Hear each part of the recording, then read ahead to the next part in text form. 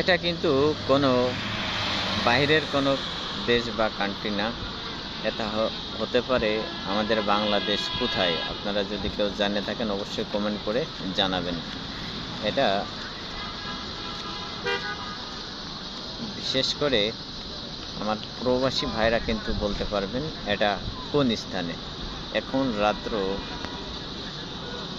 3:30 বাজে।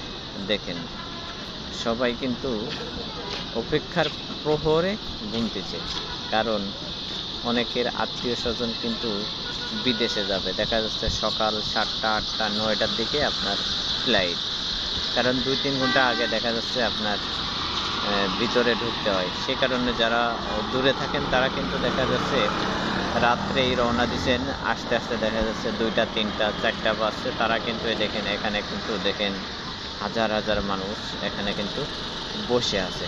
আপনাদের যদি আরেকটু জুম করে দেখায়, দেখেন এটা কিন্তু বিমানবন্দর গোলচক্কর।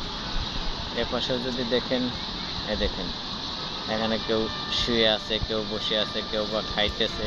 মানে তাদের কিন্তু সময় যাইতেছে না, এজন্য তারা কিন্তু এখানে বসে আছে নির্দিষ্ট টাইমের জন্য। এটাই হচ্ছে প্রবাসীদের জীবন। প্রবাসীদের জীবন কতটা কষ্টের এখান থেকে কিন্তু বোঝা যায়।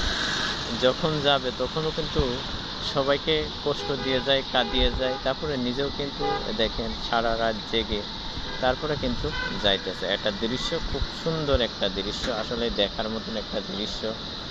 এটা খুবই মনোরম পরিবেশ, খুব চমৎকার আমার কাছে লাগছে। আপনাদের কাছে কেমন লাগছে? এবং প্রবাসী ভাইদের জন্য সবসময় দোয়া ও ভালোবাসা।